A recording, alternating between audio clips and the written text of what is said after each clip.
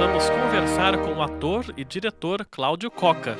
Aos 45 anos, Cláudio acumulou ao longo da carreira também trabalhos de cenógrafo e figurinista em várias peças de teatro.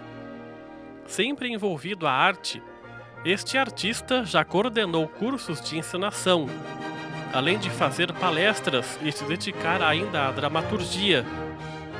Um de seus maiores sucessos foi a Flauta Mágica de Mozart, montada pela Companhia da Ópera de São Paulo.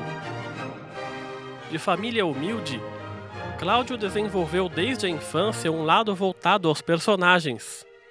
Homem de opinião forte e às vezes polêmico, na entrevista de hoje gravada no auditório da Câmara de Jacareí, Cláudio Coca vai falar um pouco sobre a sua carreira, suas preferências artísticas, seus ídolos na arte de atuar, suas inspirações e seus próximos desafios, além de falar sobre a situação da cultura no Brasil. Na conversa, ele começa falando sobre a sua vida.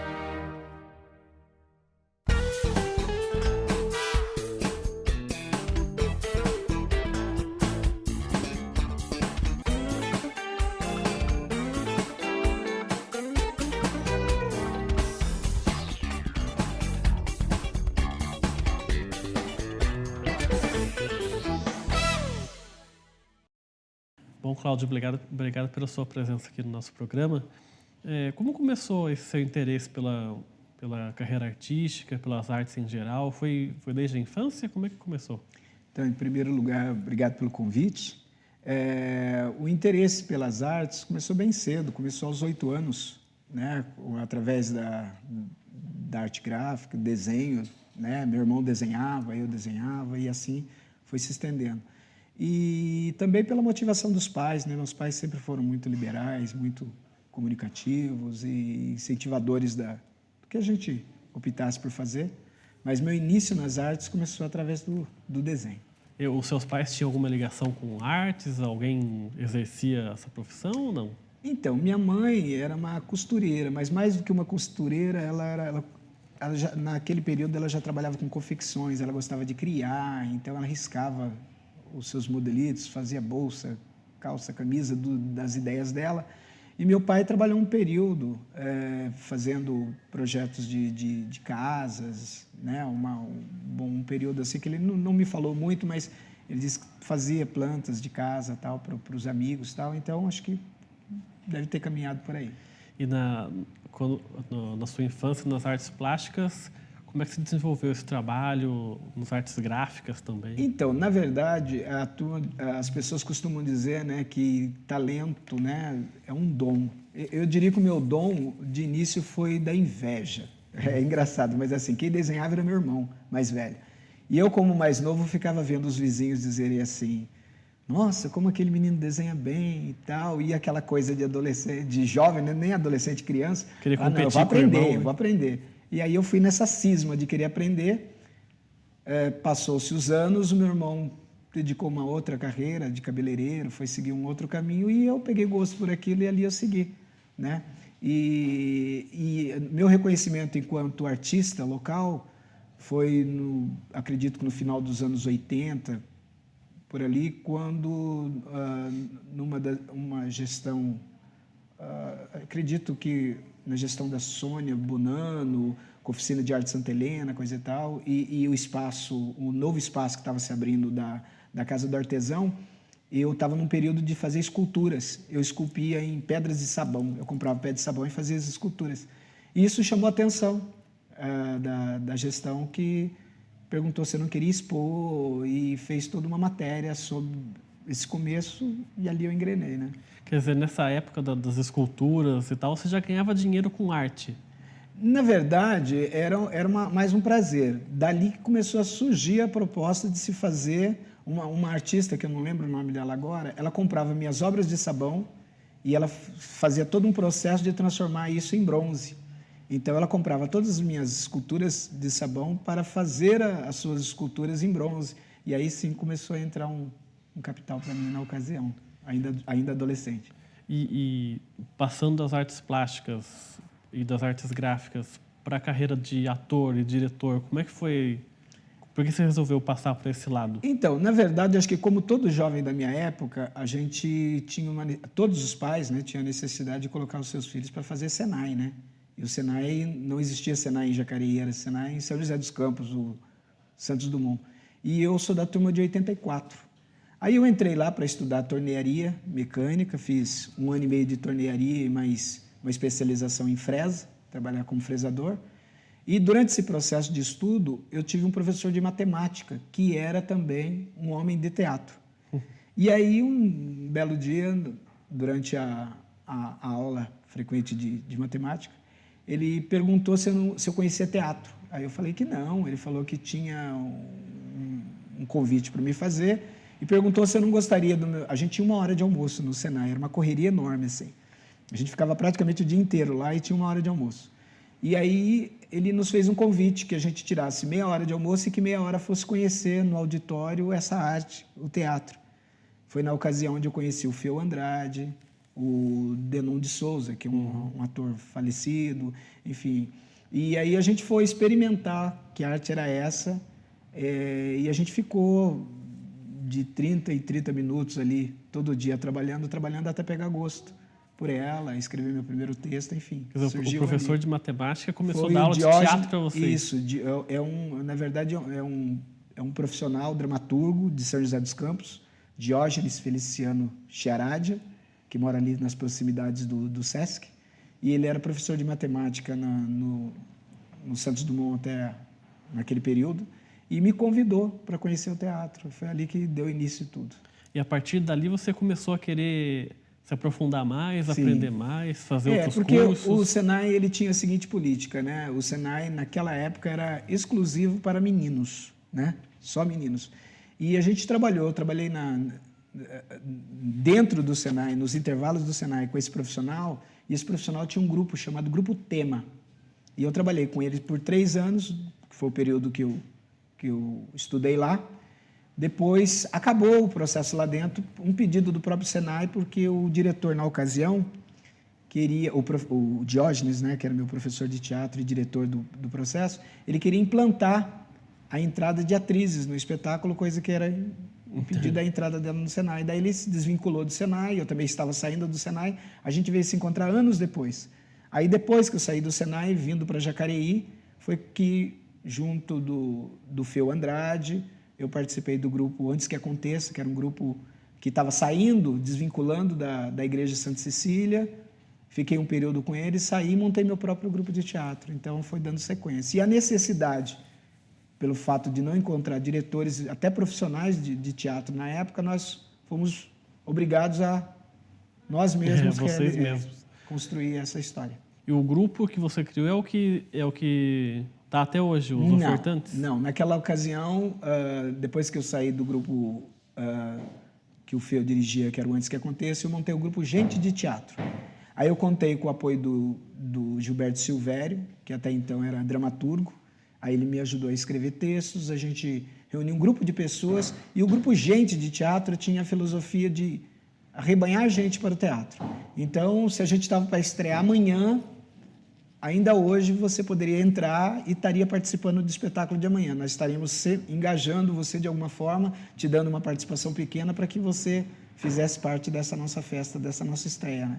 Era assim que o grupo Gente de Teatro nasceu com esse perfil, de arrebatar a gente para o teatro. E nessa época, se eu não me engano, anos 80, por ali, o Jacareí fervia de teatro, né? De atores. Na verdade, Jacareí ele teve um período muito bom de teatro, assim, pelo menos eu ouvi dizer, né? Eu acredito que no final dos anos 70 para o início dos anos 80. Ah, você não pegou essa época? Porque eu sei que quando eu saí do Senai em 84, 86, existia uma carência muito grande de teatro na cidade, né? Há relatos de que fazia um trabalho em algum lugar, né? O próprio Doni Bueno fazia um trabalho na escola agrícola, com a Megô, com o Guarani, enfim, mas a gente não se conhecia. E aí, o que eu conhecia era o grupo Antes que Aconteça, que saía da Igreja de Santa Cecília, e o nosso grupo que estava recém-formado, que era o Grupo Gente de Teatro, né? Porque você tava uma lacuna aí. Tava um espaço bem grande. Que vocês aproveitaram para preencher. Eu soube de uma geração da época Simplício, né? Do professor. Do professor Simplício, que contava com a presença do Carlos Bueno Guedes, contava com a presença do nosso diretor do museu, né? O Capuzzi. O Capuzzi. Eu ouvi falar dessa geração, mas assim, no começo ali, logo no começo dos anos 80, de 84, 86, não ouvi. Eu não vi esse grupo vocês então, vocês não preencheram esse Não, a gente preencheu um período, acho que houve um período aí né, sem teatro, e daí a gente retomou, pegou o fio da meada por ali, né? E a partir de que momento você decidiu que você queria isso para sua vida mesmo, sendo uma profissão aí que não dá tanto retorno, tanto ajuda financeira, por assim dizer? Como eu vivi e vivo durante, né, desde o início dos anos 90, exclusivamente de trabalhos plásticos, de artes plásticas, cenografia e tal, eu adotei já, desde 84, de 84 para cá, o teatro como uma filosofia de vida, como um hobby, uma coisa assim que eu gosto muito, sabe? Então, nunca me preocupei com as questões financeiras. E por não me preocupar com as questões financeiras, eu nunca me abalei em hoje ter que viver um momento de crise, querer largar, não. Então, acho que foi uma coisa contínua. O gosto foi aumentando a partir do momento que eu fui entendendo o teatro e a sua função social, né?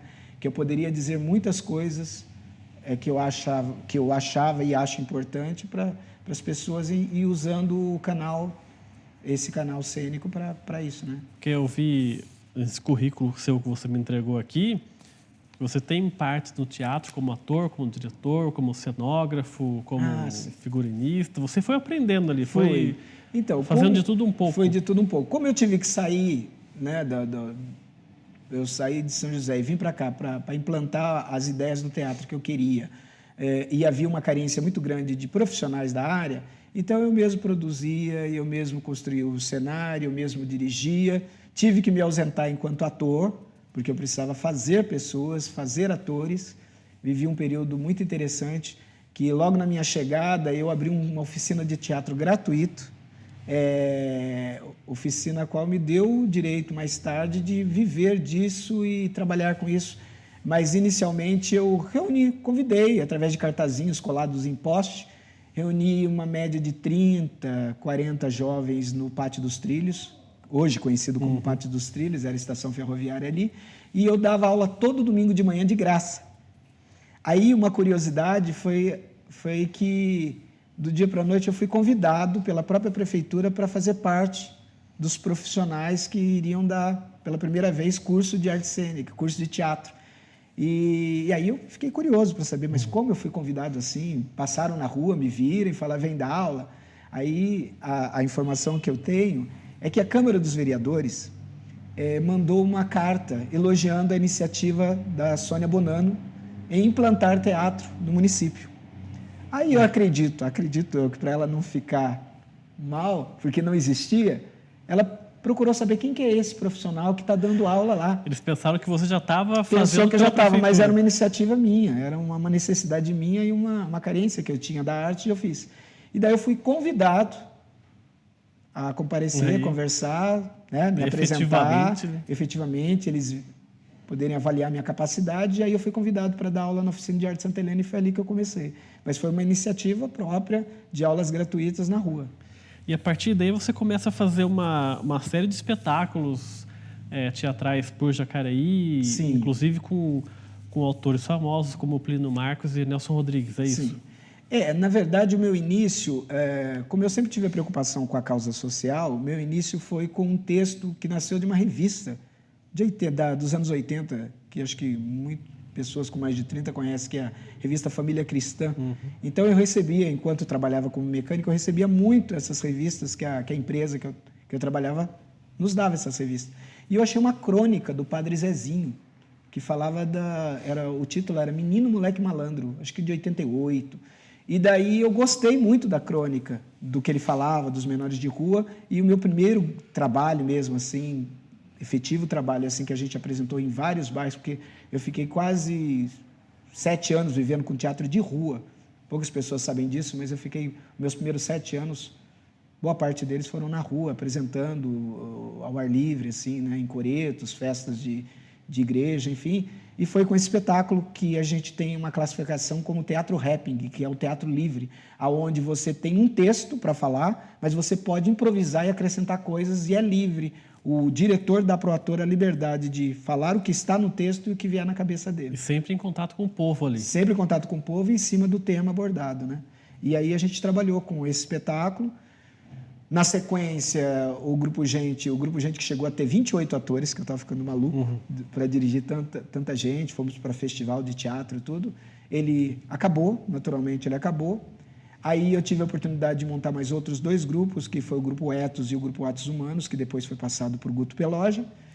E no início dos anos 90, ali para 95, 96, eu fundei com a Rose Ribeiro o Teatro Ofertantes, que está até hoje, aí, esse ano completo, seus 18 anos, que já vem com uma outra proposta. Aí não era com a proposta mais de arrebanhar atores para o teatro, mas de trazer um teatro questionador, um teatro que já é um teatro não comercial, um teatro mais ideológico. Uma coisa mais densa. Uma questão mais densa.